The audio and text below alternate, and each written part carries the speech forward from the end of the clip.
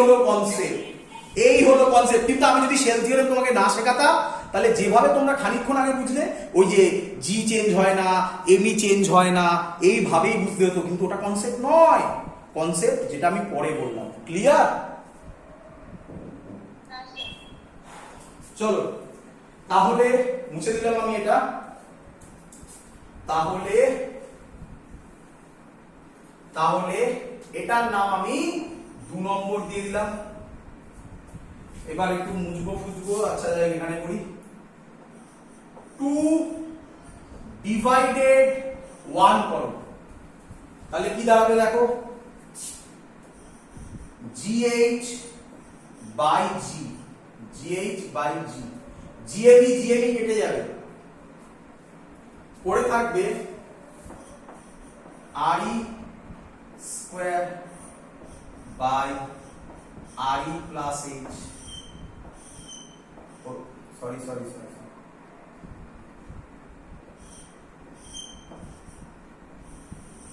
বলো বুঝলে কিনা?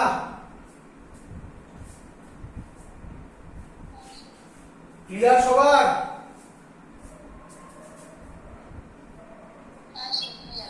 ওপরটা মুছবো।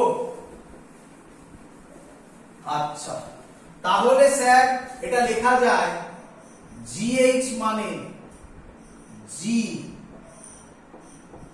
RE by RE plus H whole square.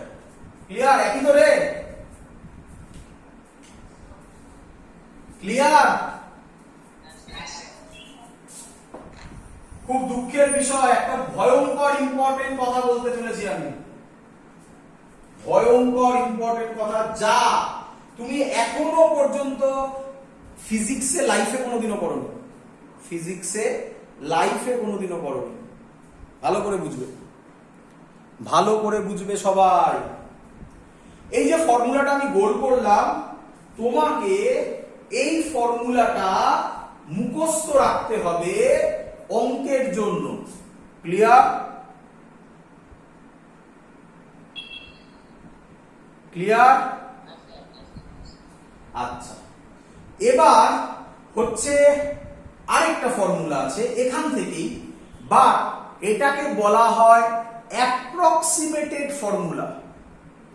Question ওই ফর্মুলাটাও তোমাকে মুখস্থ রাখতে হবে, তাহলে তুমি বুঝবে কিভাবে কখন কোন অঙ্কে কোন ফর্মুলাটা ইউজ করব। কারণ হাইটের ক্ষেত্রে দুটো ফর্মুলাই আসবে। মজাদার ব্যাপার, দুটো ফর্মুলা ইউজ করলে এক এক অ্যান্সার এক এক রকম আসবে। তাহলে বুঝবো কিভাবে পরীক্ষার হলে কিরকম হবে। যাই হোক, আমি যা বললাম হয়তো অনেকের মাথায় ঢুকলো না, ছাড়ো, মাথায় ঢোকাতে হবে না। এইটুকুনি মনে রাখো শুধু এখনো পর্যন্ত, যে এটা একটা ফর্মুলা, গোল করে দেওয়া মানে, গোল না স্কোয়ার করে দিয়েছে স্যার, স্কোয়ার বা রেক্ট্যাঙ্গেল করেছে মানে এটা মনে রাখতে হবে। এতদিন ক্লিয়ার? এবার আমার সাথে এগো, তারপর আমি বোঝাবো, যা বলেছি আবার সব বোঝাবো। তাকাও, পরের লাইন এটা করা যায়? তুমি বলবে করা যায় কিনা।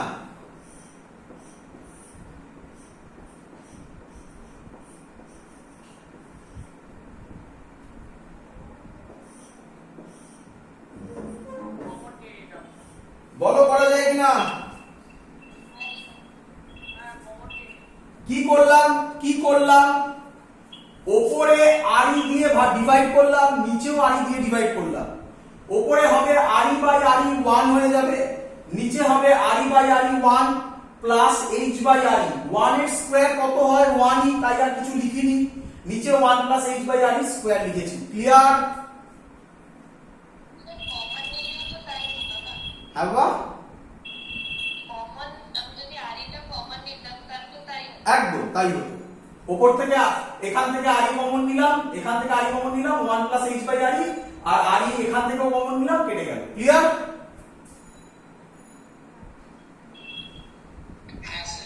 চলো শেষ হয় এবারে। আচ্ছা এটাকে এরকম লেখা যায়?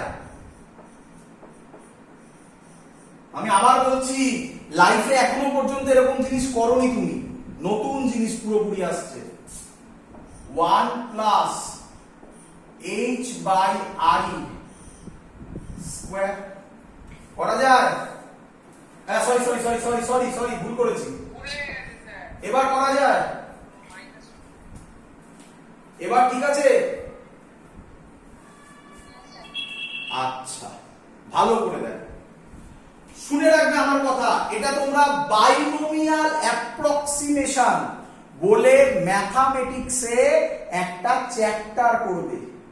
সেই চ্যাপ্টারে তুমি একটা কাজ করবে। কি কাজ আমি লিখে দিচ্ছি পাশে। কি বলছে? 1 plus X whole to the power n এর বাইনোমিয়াল অ্যাপ্রক্সিমেশন হবে 1 প্লাস nx, মানে এই যে পাওয়ারটা আছে সেটা সামনে চলে আসবে, আর কিছু নয়। আরেকবার 1 plus X whole to the power minus n হবে 1 মাইনাস nx, মানে এই যে পাওয়ারটা থাকবে সেটা উইথ সাইন এখানে মাল্টিপ্লাই হবে। বলো বুঝলে কিনা সবাই? এটা চিন্তা নেই, সব দেখাবো, আমি সব দেখাবো, ভয় পাওয়ার কিছু নেই, মাঝ রাস্তায় ছেড়ে দেবো না। দেখো, আচ্ছা বলছে এটা কি স্যার সব সময় করা যায়? অ্যানসার না। কখন করা যায়? যদি, এটা তখনই করা যাবে ইফ x লেস দেন 1 হয়। বলো বুঝলে কিনা?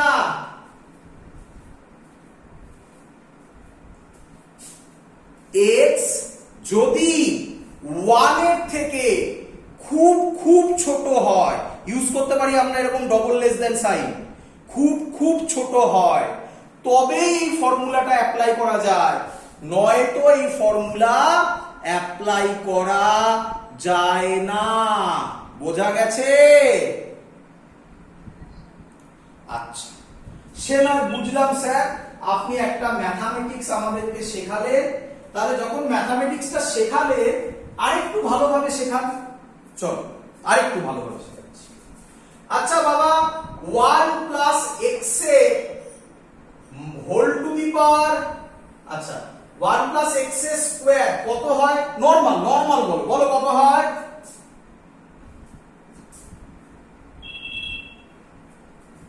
আরে a plus b whole square এর ফর্মুলা রে।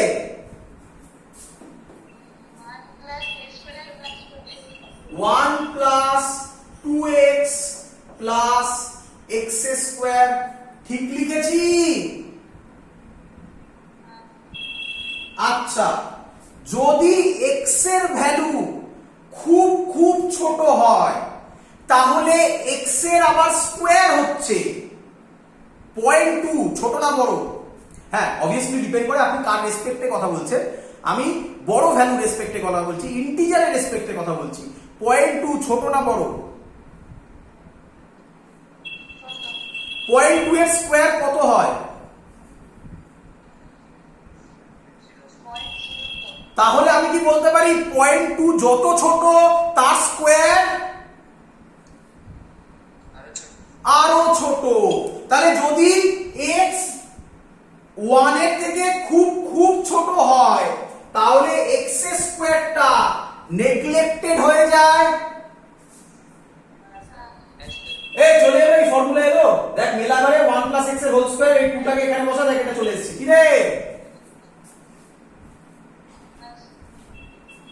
এবার সবার মাথায় ঢুকেছে? ক্লিয়ার একদম? আবার রিপিট করছি, এটা তখনই হয় যদি x লেস দেন 1 হয়, নয়তো হবে না। এবার দেখ, আচ্ছা কেউ আমায় বলবি, আমি আগে একটা एग्जांपल দিয়েছি, এভারেস্টের एग्जांपल দিয়েছি আগের ভিডিওতে।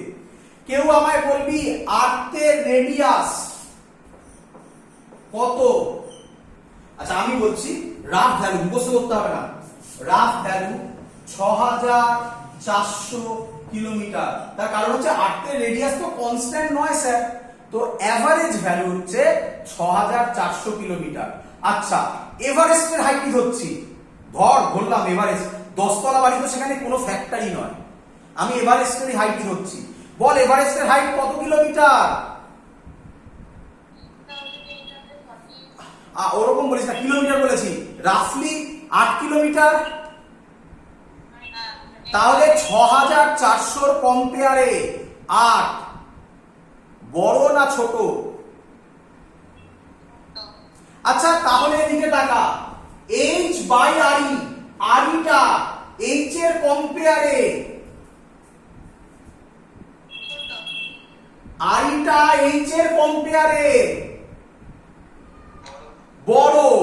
ডিনোমিনেটর যদি বড় হয়, নিচের ভ্যালুটা যদি বড় হয়, তাহলে টোটাল ভ্যালু কি হয়?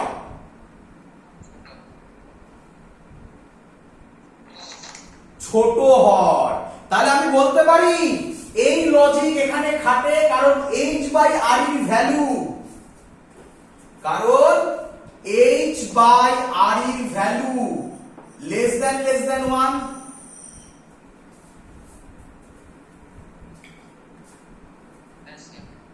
তাহলে এই অ্যাপ্রক্সিমেশন এখানে অ্যাপ্লাই করা যেতে পারে। তাহলে এর ফর্মুলা দাঁড়াবে, নতুন ফর্মুলা G1, এই মাইনাস 2টাই সামনে বসবে with sign, -2h by R ই। দুটো ফর্মুলাই তোমাকে মনে রাখতে হবে, দুটো ফর্মুলাই তোমাকে মনে রাখতে হবে। চলো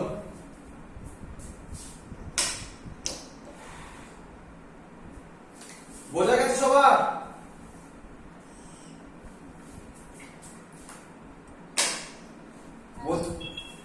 এটাকে 1 নম্বর দে, এটাকে 2 নম্বর দে, লেখ এবারে তোরা। না 1 2 তো আগে হয়ে গেছিল, সরি 1 2 আগে দিয়েছিলিস। দেখ এটাকে 3 দে, এটাকে 4 দে, লেখ এবারে। খুব ইম্পর্টেন্ট কথা বলছি, আমি এখন মেন জায়গাতে আসিনি, খুব ইম্পর্টেন্ট কথা বলছি। লেখ, equation number 3 is only used in a mathematics when, মানে আবার বলছি, আগে বলে নি, 3 নম্বর ইকুয়েশন তখনই ইউজ করবি যখন এইচ এর ভ্যালু আর এর ভ্যালু কম্পেয়ারে থাকবে। মানে এইচ আর আর ই ভ্যালুর মধ্যে খুব ডিফারেন্স হবে না। মানে মানে মানে আর ই ভ্যালু কত? 6400 কিলোমিটার। এইচ এর ভ্যালু যদি 1000 কিলোমিটারের উপর হয়, তাহলে আমি বলতে পারি H by R E less than 1 হবে, লেস দেন 1 হবে না। হ্যাঁ কি নয়? তাহলে এইভাবে বলে, যখন এইচ আর আর এর ভ্যালু কম্পারেবল, তখন 3 নম্বর ইকুয়েশন ইউজ করবি অঙ্কে। যখন এইচ আর আর এর ভ্যালু, এইচ এর ভ্যালু আর এর ভ্যালু কম্পারেবল নয়, তখন 4 নম্বর ইকুয়েশন ইউজ করবি। বল বুঝলি কিনা, লিখে রাখবি। ক্লিয়ার?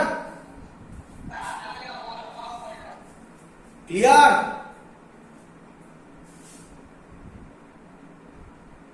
কিরে?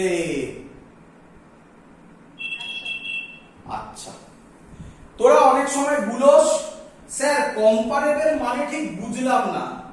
তার জন্য আমি তোকে খুব ভালো প্র্যাকটিক্যাল এক্সাম্পল দিচ্ছি। এই এক্সাম্পলের পরে আমার মনে হয় না কেউ আর ভুল করবে। শুনে রাখ, আর ই ভ্যালু কত বল?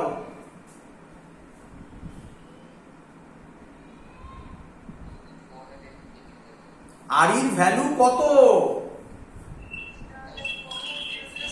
6400 কিলোমিটার। আচ্ছা তুই মনে রাখ, তোর কাছে 6400 টাকা আছে। ক্লিয়ার?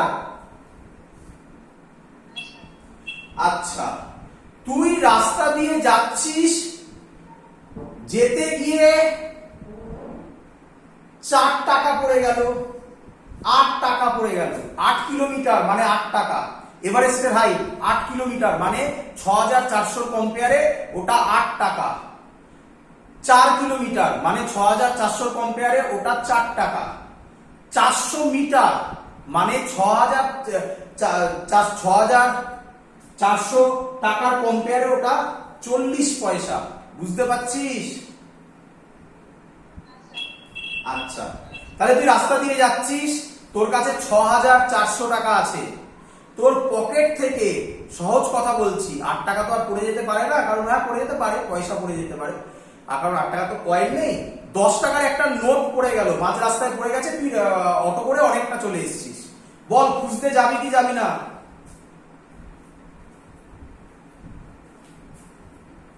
আরে সিম্পল অ্যান্সার, তাড়াতাড়ি অ্যান্সার দে, যেটা মনে হচ্ছে সেটা অ্যান্সার দে। 6400 টাকা আছে তোর কাছে, 10 টাকা পড়ে গেছে রাস্তায়, তুই অনেক দূর চলে এসেছিস, খুঁজতে যাবি আবার ব্যাক করে কি যাবি না?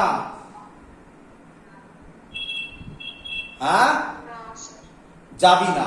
তার মানে জেনে রাখবি ওই 10 টাকা তোর কাছে কোনো ওইভাবে ভ্যালু নেই 6400 টাকার কম্পেয়ারে। তোর কাছে ভালো করে শুনবি 6400 টাকা আছে, 2000 টাকা পড়ে গেছে, খুঁজতে যাবি কি যাবি না?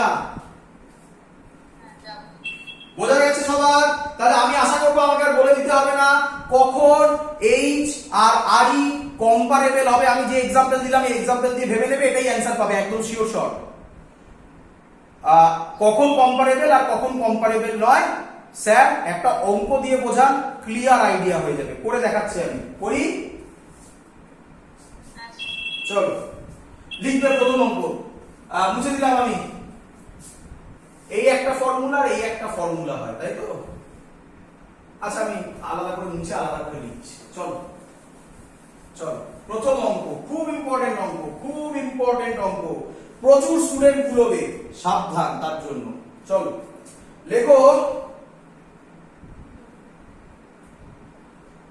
লেখো at what height,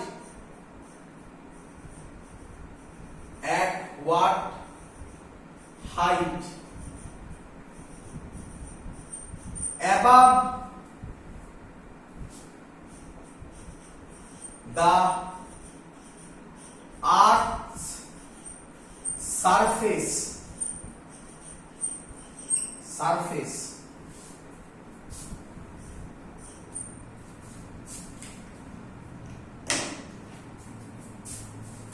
earth surface, the value of G is half of its, is half of its value on, value on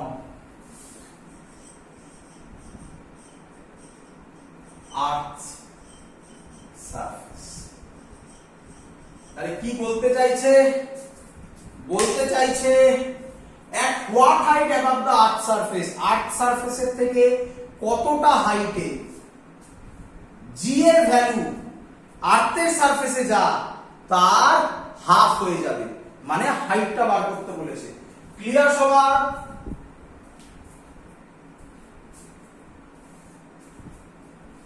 অঙ্ক ক্লিয়ার? আচ্ছা আমি এই অঙ্কটা দুটো মেথডেই করব, তোমরা আমাকে বলে দেবে কোন মেথড কারেক্ট, এবং তোমাদের চোখের সামনে আমি দেখিয়ে দিচ্ছি কোন মেথডে কি টাইপের অ্যান্সার আসতে পারে। তাই এটা আমি সব মেথডে করব, বাট তার মধ্যে একটা মেথড ভুল হবে। কোন মেথড ভুল তোমাদের বলার রেসপন্সিবিলিটি সেটা। চলো ভালো করে বুঝবে। প্রথমে আমি করছি এই ফর্মুলা দিয়ে। জি এইচ এর ফর্মুলা ছিল জি আর ও অঙ্কে দিয়ে দেওয়া আছে, আর ই ভ্যালু হচ্ছে 6400 কিলোমিটার দিয়ে দেওয়া আছে। G R E by R E plus H whole square, এটা প্রথম ফর্মুলা যেটা শিখিয়েছি। আরেকটা ফর্মুলা জি এইচ এর formula G 1 minus 2h by R E. তুমি কিছু বলছো? হ্যাঁ চলো প্রথম লেফট হ্যান্ড সাইডটা করছি, দেখো। আচ্ছা বলেছে at what height above the earth surface the value of g is half of its value। তাহলে আর্থ সারফেসে যা ভ্যালু কত হাইটে ভ্যালু তার হাফ হয়ে যাবে। তাহলে আমি বলতে পারি জিএইচ এর ভ্যালু হবে g/2 ক্লিয়ার? অঙ্কে কিছু নেই। ক্লিয়ার?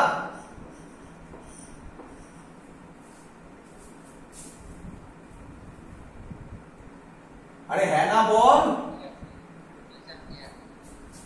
চলো, জি জি কেটে গেল, এটা স্কোয়ার আছে, স্কোয়ারকে যদি হটাই তাহলে হবে 1/√2 RE by RE plus H। তাহলে √2 RE হবে RE প্লাস H। তাহলে H হবে √2 RE minus RE, RE common নিয়ে √2 মাইনাস 1।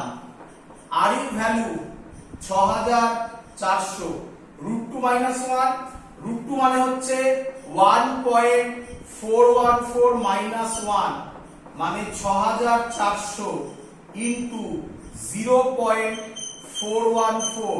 তাহলে অ্যানসার হবে এটা করলে 2649.6 কিলোমিটার। বলো সবাই বুঝেছো কিনা?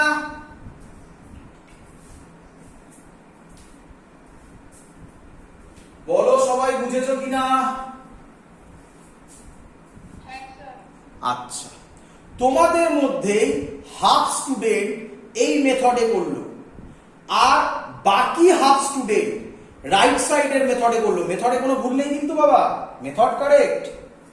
রাইট সাইডের মেথডে করলো। তাহলে তার কি অ্যান্সার আসবে দেখা যাক। তার কি অ্যান্সার আসবে দেখা যাক। আগে করো তারপরে উত্তর দাও।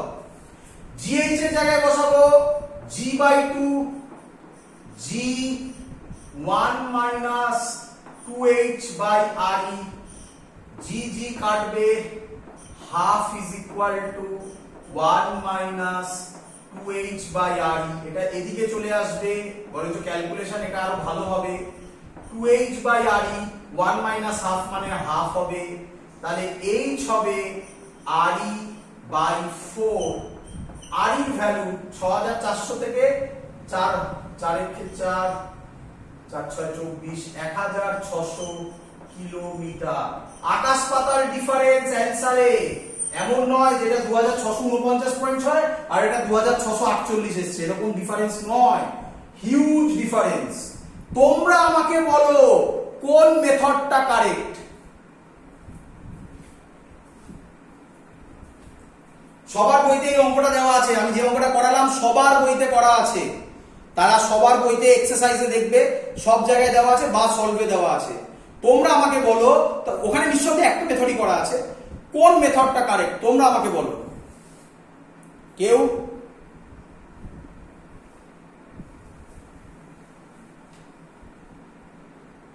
কিরে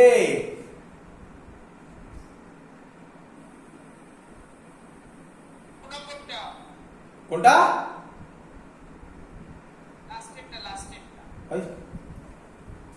আরে কেন লাস্টেরটা?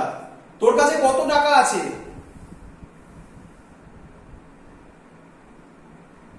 কিরে বললাম তো, এক্সাম্পল দিলাম না খানিকক্ষণ আগে, কিভাবে বুঝবি।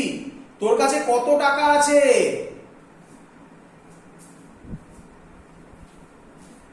আরে রেডিয়াস যেটা সেটাকেই তো ভাবতে বললাম। 6400 টাকা আছে, হ্যাঁ কি নয়?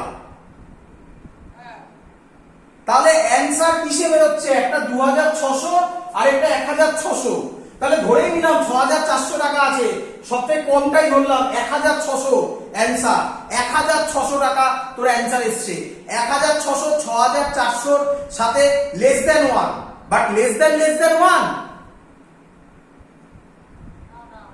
তাহলে কি এখানে H এর ভ্যালু লেস দ্যান RE না কম্পারেবল টু RE? তাহলে কোন ফর্মুলাটা কারেক্ট হবে?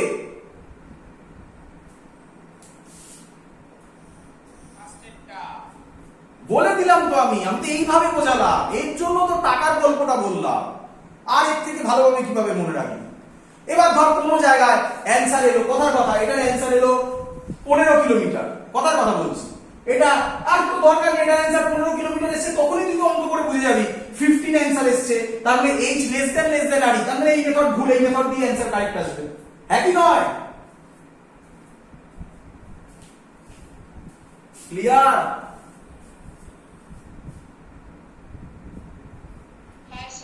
জয়েন্টের মেথড খুব ইজি। জয়েন্টে কি, জয়েন্টে যাই হোক না কেন যে কোনো একটা অ্যান্সার দেওয়া থাকবে, তো তুমি দুটো মেথড, যদি কখনো কনফিউজড হও দুটো মেথডই করে দেখে নাও, যে অপশনটা আছে সেই অপশনটায় টিক মারবে।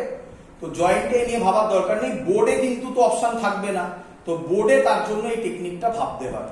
তো আমি আশা করব সবাইকে বোঝাতে পেরেছি। নেক্সট হেডিং দাও, variation of G due to depth. আচ্ছা, এটা আমরা পরের দিন করব, আমি আজকে বলে রাখলাম। এই ফর্মুলাটা মনে রেখো, এই ফর্মুলাটা দিয়ে আমরা তখন আবার বলবো। ডেপথে আর ঝামেলা নেই, ডেপথে একটাই ফর্মুলা, অ্যাপ্রক্সিমেশনের কোনো ব্যাপার নেই। তাই বললাম এরকম দুটো ফর্মুলা দিয়ে অঙ্ক হতে পারে। একটায় যখন h কম্পারেবল টু RE তখন এই ফর্মুলাটা, আর যখন h লেস দ্যান RE তখন এই ফর্মুলাটা। চলো আমরা পরের দিন করব ডেপথ, আর এই ফর্মুলাটা তখন মনে রেখো, দেখবে এটার সাথে আমি কম্পেয়ার করব। দ্যাটস অল, আজকে এত অবধি থাকলো, পরের দিন ডেপথ থেকে শুরু করব। ক্লিয়ার? চলো, গুড নাইট।